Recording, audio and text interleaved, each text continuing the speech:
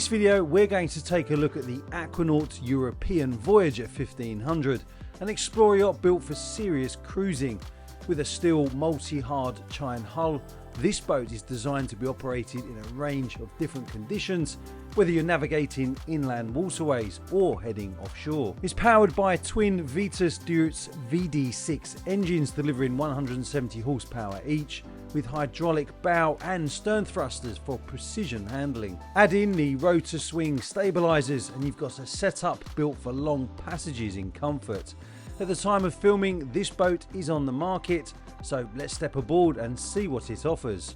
Before we do, can I ask a quick favour? Don't forget to subscribe to my channel, because the more subscribers I get, the more boats like this I can go on. And also, if you love explorer yachts, trawler yachts, expedition yachts and coastal cruisers, then make sure you sign up for my free newsletter. You'll find the link for that in the video description. So I really love the layout of this cockpit. Of course, over there on the port side we have an access gate, and we've got another one over here on the starboard side as well. Through those doors it takes us straight into the galley, and obviously we're going there and have a look around in a second. And over here on the port side, obviously we've got the steps that takes us up onto the Flybridge. But yeah, quite a unique boat tour for me, this one, because we are actually underway. But I thought, do you know what, whilst we're making our way out to the area where I normally fly the drone, why not give you a quick look around. So look, we've got the twin platform over there and a boarding gate on the starboard side.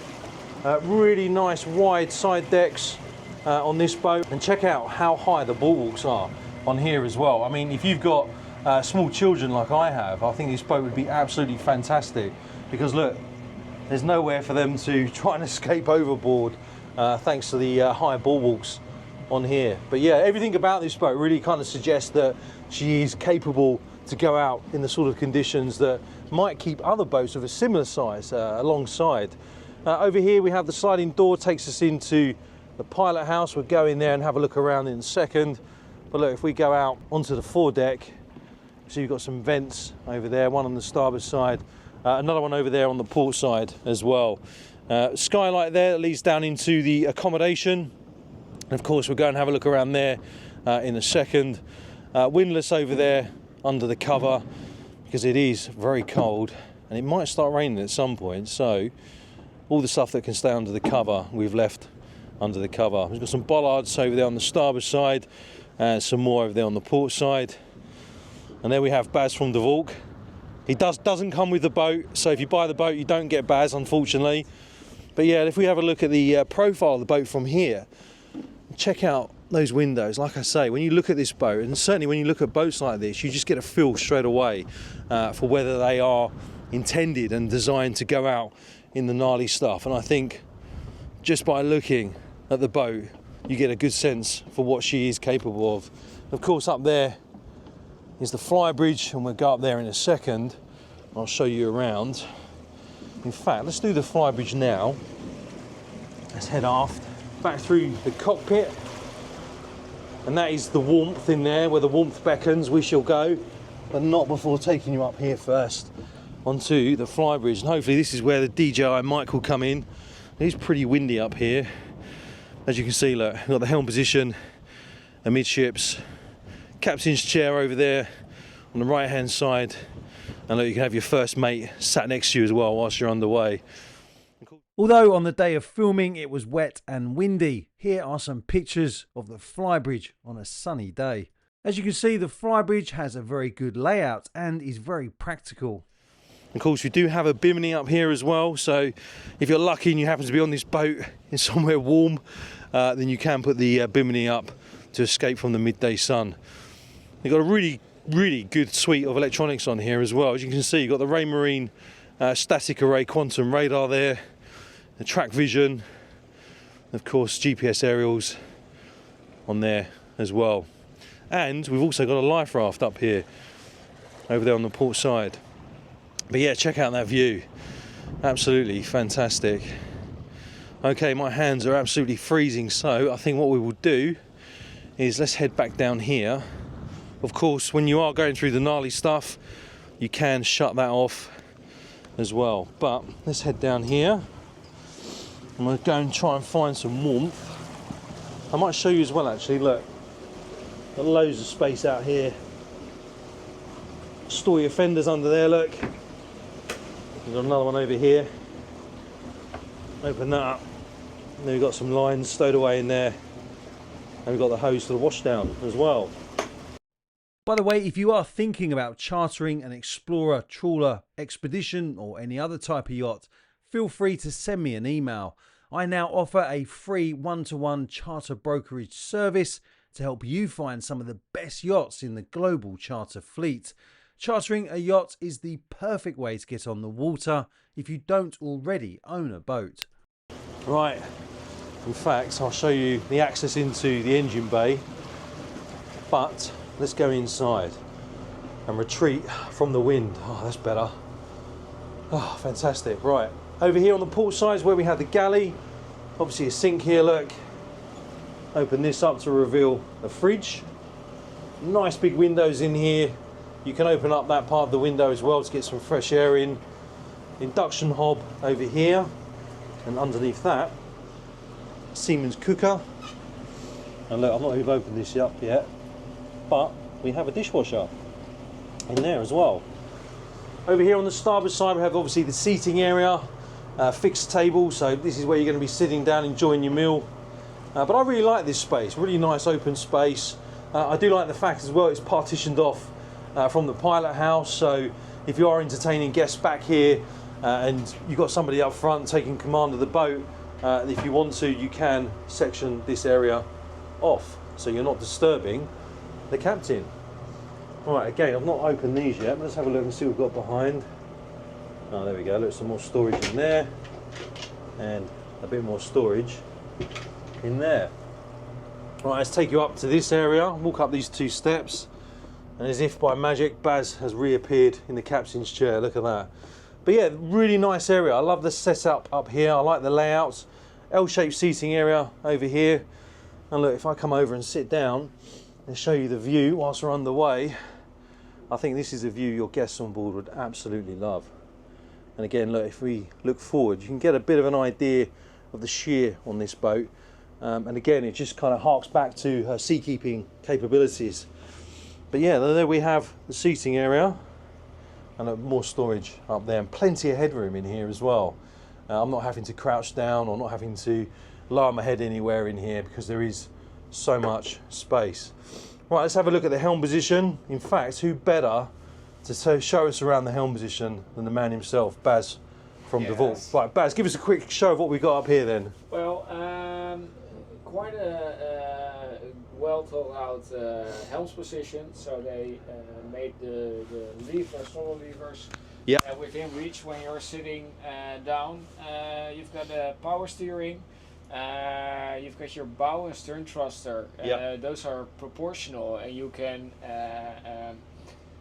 leave them at a certain strength. So when you are in the lock or when you're docking, you can put the boat or push it against the jetty or to the lock wall. And you brought this out pretty much on your own, didn't you? Yeah. Really easy to control. You can sail the boat on your own. And second of all, you've got your remote, so you can also dock it on your remote. Yeah. Furthermore, it has Rotorswing stabilisers. Yeah. So right now they are retracted underneath the boat, but you can put them out and they stabilize the boat by rotating. Oh, fantastic! Right, okay. And then over here on the right, we've got obviously the VHF radio, Ray Marie multi-function display on there as well, and the engine controls. What engines have we got on this one, Baz? We've got Vetus Deutz engines, 6 cylinders.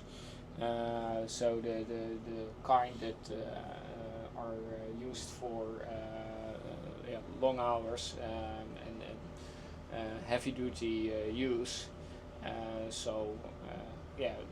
The right choice for an explorer yacht. Yeah, fantastic. Yeah. Oh, thanks, Baz. Appreciate that. But yeah, it's a really, really good layout on here. Everything is pretty much where you need it, as and when you need it.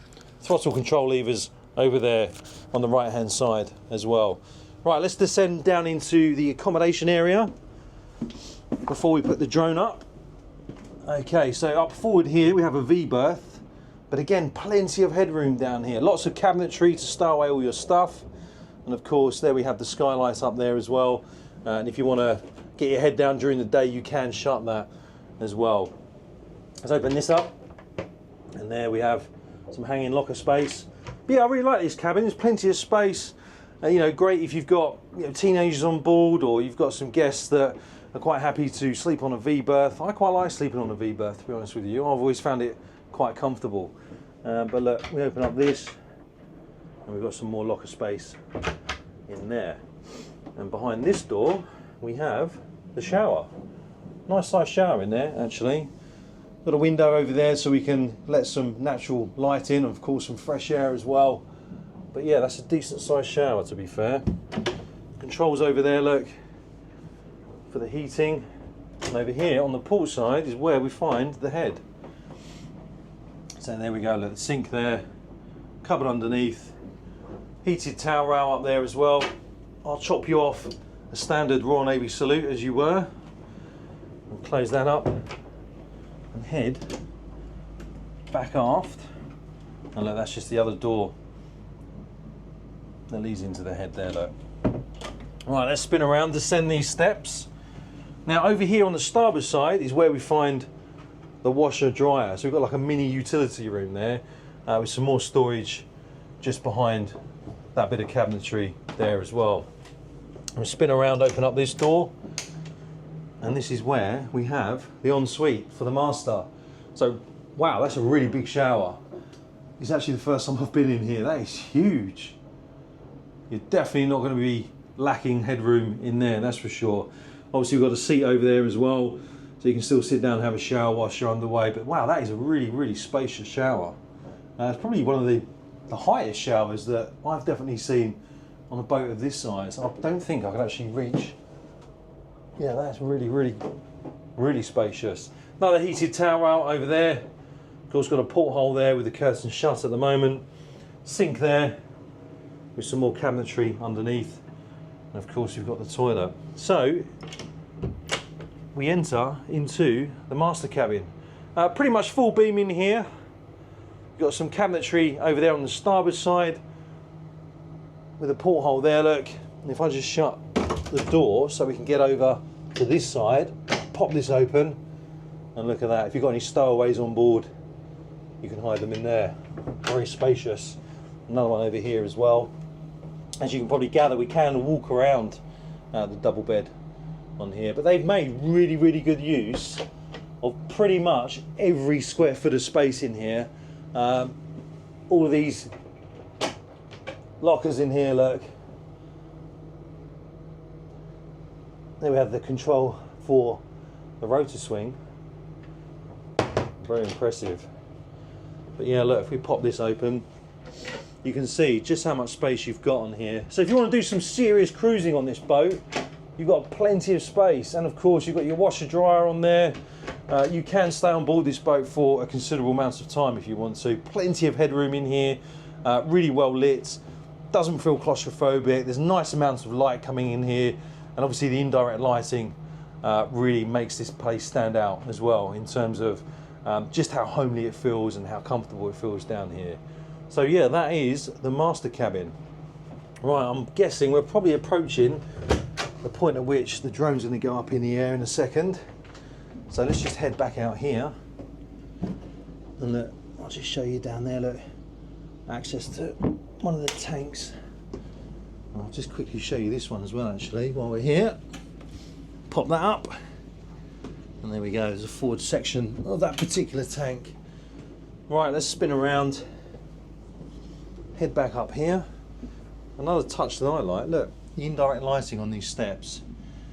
Again, very nice. Very well built, nicely kitted out boat.